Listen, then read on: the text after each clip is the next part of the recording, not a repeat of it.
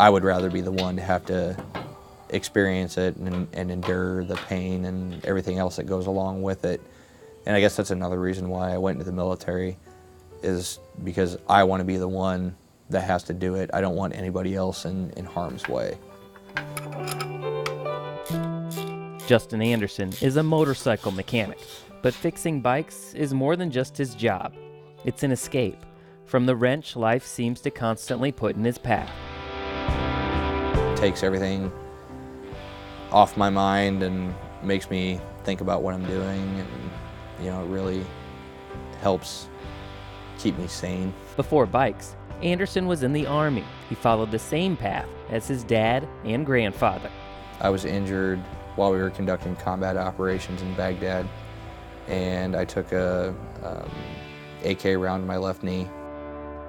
That's when my heart stopped the first time, and they actually had to do CPR on me. I didn't know if I was going to die that day or not, and it didn't even cross my mind. I just kept doing what I was trained to do. Over the course of the next 4 days, I had 4 surgeries. I went back to my unit, finished out my deployment with them, and we ran a total of 387 combat missions. I got medically retired because I could no longer perform my job duties. After leaving the military, Anderson settled into civilian life, but eventually, the leg he wounded in Iraq needed amputation, and more bad news followed. A week before that my wife and I got married, I was diagnosed with pilocytic astrocytoma. It took me about a year to learn how to say that, but basically what it is it's a tumor in the brain. A tumor he beat, but after living almost 3 months cancer-free, Anderson recently found out the tumor is back. My daughter, she brought it out and gave it to me and said, "Daddy, here's your get well bear. I'm gonna beat it again. I beat it once, and I'm gonna beat it again." The whole time, though, the guy just keeps the soldiering on verbiage. If that's not a guy soldiering on, I don't know who is. Bruce Chubbuck is a loan officer at the Veterans United branch in Bellevue, Nebraska, Anderson's hometown. It's something that kind of inspires me. If you're having a bad day, this guy's not complaining. He's had a heck of a lot worse day than you have. If I would sit here and grieve about everything that I've gone through and done and everything that has happened to me, I wouldn't get anything accomplished.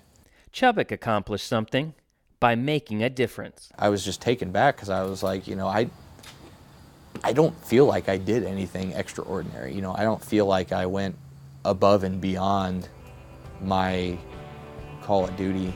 This is an opportunity to help a guy who served our country, who paid a pretty high cost for serving our country, and if we can give something back, why shouldn't we? With Chubbuck's help, the employee-funded Veterans United Foundation donated $15,000 to the Anderson family. They will use the money to help pay for medical bills. It's not just lip service. We're actually doing things that help veterans, help make a difference in the communities that we serve in. I have the most respect for you guys for what you do as a company, as a foundation. When you guys told me, that it was the employees that donated to it, I was just shocked. I mean, it takes a lot to make me speechless, but I was speechless, to be honest. It makes me feel a little bit embarrassed that they're thanking me, because I feel like we should be thanking them. To me, it's a small thing to do for people who give a lot and sacrifice a lot.